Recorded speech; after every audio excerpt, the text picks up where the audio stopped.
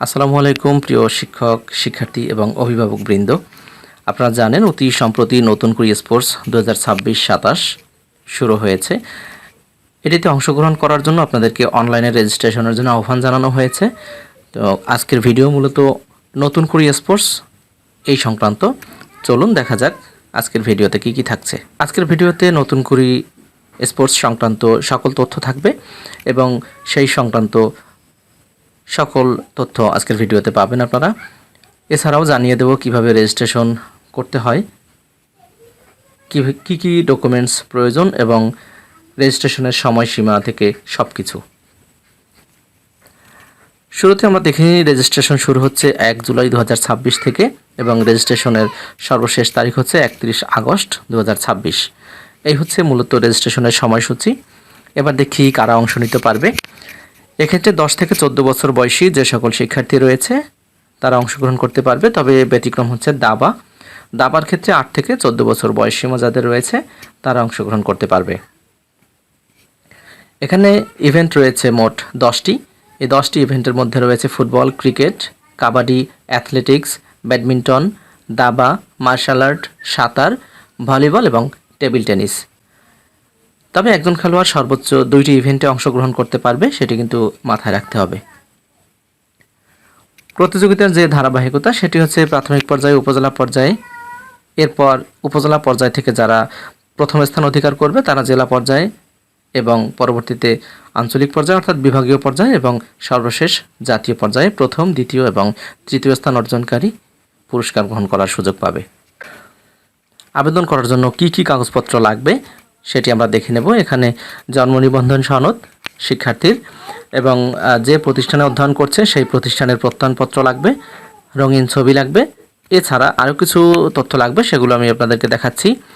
পূর্ববর্তী বছরের বার্ষিক পরীক্ষার ফলাফলের সত্যায়িত কপি লাগবে, অর্থাৎ বার্ষিক পরীক্ষায় সে যে শ্রেণীতে পাশ করেছিল সেই শ্রেণীর ফলাফলের কপি বা মার্কশিট লাগবে এবং প্রধান শিক্ষক কর্তৃক ক্লাস ও বয়স সম্পর্কিত বিশেষ প্রত্যয়ন লাগবে।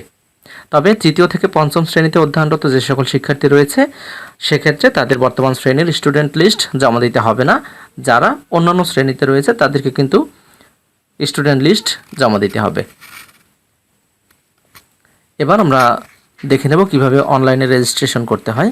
তো রেজিস্ট্রেশন শুরু করার আগে আমরা যে সকল কাগজপত্র দেখেছি প্রয়োজন পড়বে সেই কাগজপত্রগুলো আমরা স্ক্যান করে অথবা মোবাইল থেকে ছবি তুলে স্টোরেজ করে নেব, সেখান থেকে যাতে আমরা অনলাইনে আবেদন করার সময় ব্যবহার করতে পারি। আবেদন করার জন্য আমরা যে কোনো একটি ব্রাউজার ওপেন করে নেব। ব্রাউজার ওপেন করার পরে এখানে আমরা যে অ্যাড্রেস বার রয়েছে সেই অ্যাড্রেস বারে নতুন করে অ্যাড্রেসটি লিখব, নতুন করে sports.gov.bd এটি লিখে কিবোর্ড থেকে এন্টার প্রেস করব।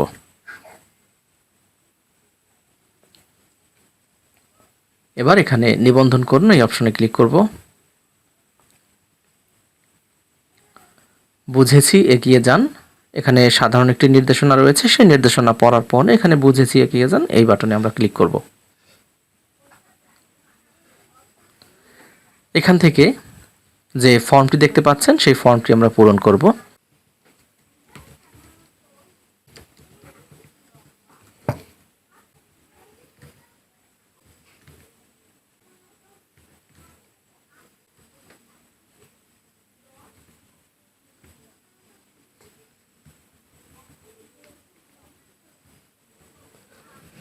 লিঙ্গ বাছাই করব কিশোরী, পিতার নাম,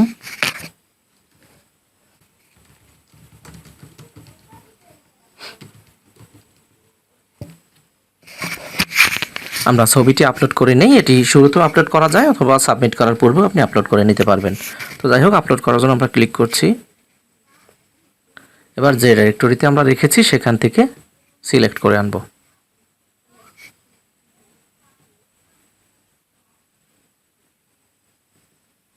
এখানে ছোট বড় করে নেওয়ার সুযোগ রয়েছে।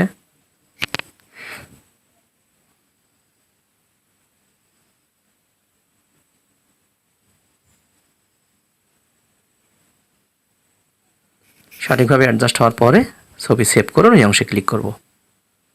ছবি সেভ হয়ে গিয়েছে। এবার আমরা পরবর্তী অংশটুকু ফিল আপ করব।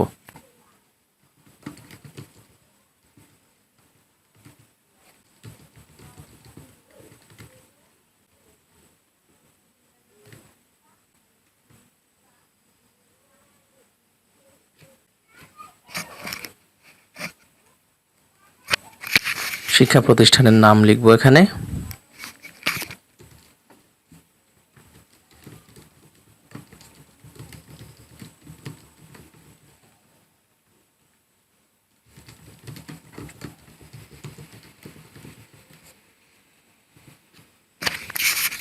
শ্রেণী লিখব,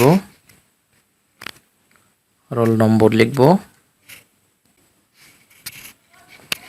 এবার জন্ম নিবন্ধন এখানে আপলোড দিতে হবে, আমরা আপলোড দিয়ে দিচ্ছি।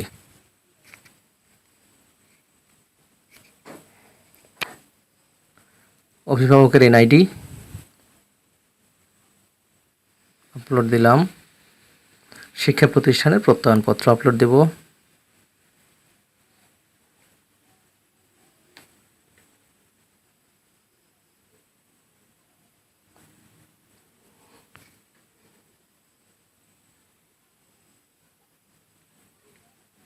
এখানে মার্কশিট দিতে হবে, অর্থাৎ চতুর্থ শ্রেণীর, যেহেতু আমি এখানে পঞ্চম শ্রেণীর শিক্ষার্থীর কাজ করছি, সেক্ষেত্রে এখানে আমাকে পূর্ববর্তী বছর অর্থাৎ চতুর্থ শ্রেণীর বার্ষিক পরীক্ষার মার্কশিট এখানে আপলোড করতে হবে, যেটি অবশ্যই সত্যায়ন করা থাকতে হবে প্রধান শিক্ষক কর্তৃক। দিলাম। এবার স্থায়ী ঠিকানা।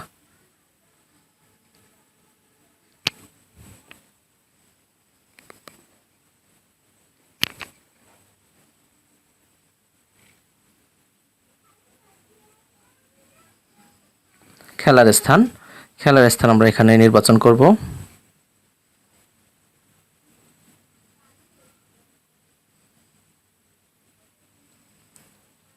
এখানে আমরা ইউনিয়ন সিলেক্ট করে দেব। ইউনিয়ন ভিত্তিক হোক কিংবা উপজেলা পর্যায়ে হোক, সেক্ষেত্রে কোনো সমস্যা নেই। ক্রীড়ার ইভেন্ট, এক্ষেত্রে আমরা ইভেন্ট নির্বাচন করব। যে কোনো পছন্দের দুটি ইভেন্ট এখানে নির্বাচন করা যাবে। মুক্ত সাঁতার। এই হলো আমার সম্পূর্ণ কাজ। এবার আমি আবেদন জমা দিন এবং সংরক্ষণ করুন এই অংশে ক্লিক করব। তো আমি ক্লিক করে দিচ্ছি। দেখুন সফলভাবে জমা হয়েছে। এবার খেলোয়াড়ের কপি ডাউনলোড করার জন্য এখানে আমি ক্লিক করে ডাউনলোড করতে পারবো।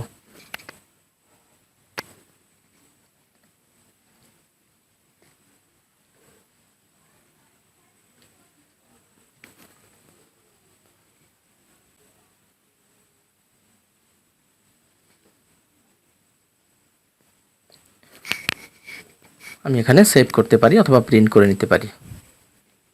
যাই হোক, আমি সেভ করে নিচ্ছি।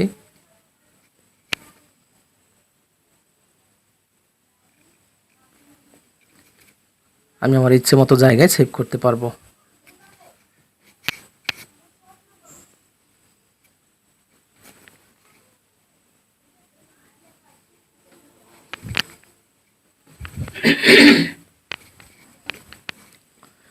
এই হলো আবেদনপত্র সাবমিট করার প্রক্রিয়া। এখন কিভাবে আমি পরবর্তীতে এটি দেখতে পাবো বা কোন অবস্থায় আছে সেটি আমি চাইলে দেখতে পারি। এজন্য আমি পোর্টালে প্রবেশ করলাম। প্রবেশ করার পরে এখানে দেখুন কয়েকটি অপশন রয়েছে।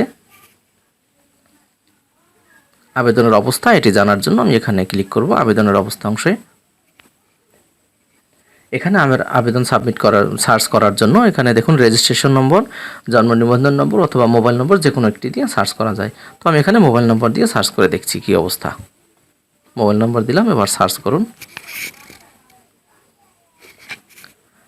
দেখুন এই অবস্থায় রয়েছে।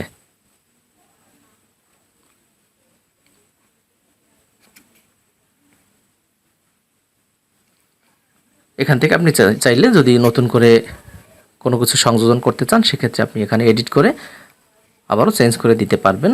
যতক্ষণ এটি অনুমোদন না হয় ততক্ষণ আপনি এই এডিট করার অপশন পেয়ে যাবেন। এবং খেলোয়াড় কপি ডাউনলোড করার জন্য এখান থেকে আপনি খেলোয়াড় কপি ডাউনলোড করতে পারবেন। তো আশা করছি আপনারা খুব সহজে এভাবে রেজিস্ট্রেশন করতে পারবেন। ধন্যবাদ সকলকে।